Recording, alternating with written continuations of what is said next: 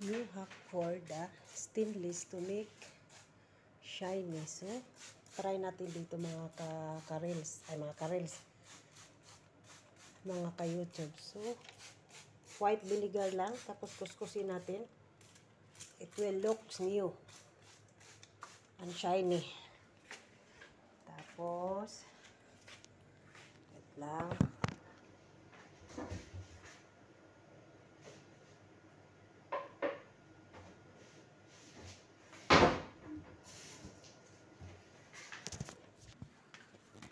Saka natin siya kuskusin. Pagkatapos natin kuskusin, tutuyuin natin siya. Kita nyo? Ayan, natatanggal na yung mga ano. So, hindi na kailangan ibabad ng ilang kuskusin lang natin ito. Tapos, anuhin natin. Tapos, idadry natin siya.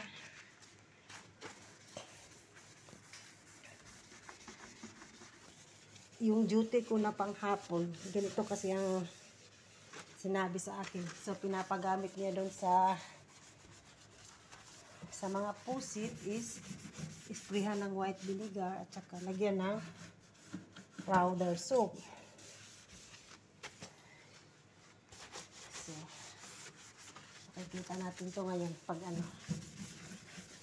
kikintag to mga lods. So, ito yung hack para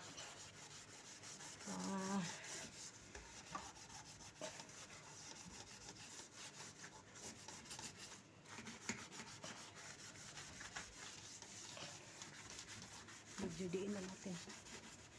May nilagay si madam dito na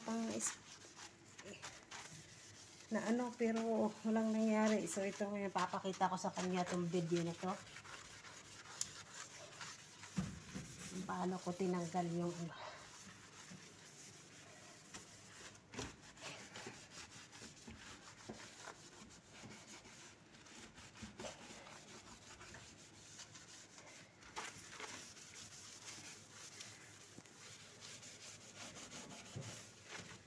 medyo natagalan ako dito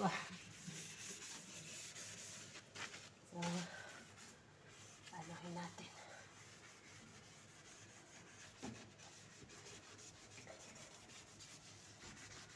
Pinapawisan na. Okay.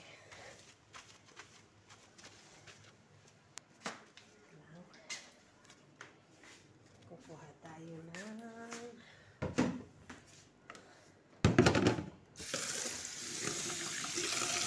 natin ang tubig kasi magbubuhos naman ako dito sa kitchen. So, yan. Mamaya gagawin natin ito. So,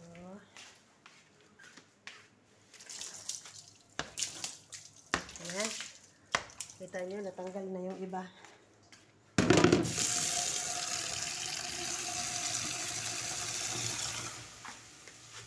Bubuksan lang natin ito.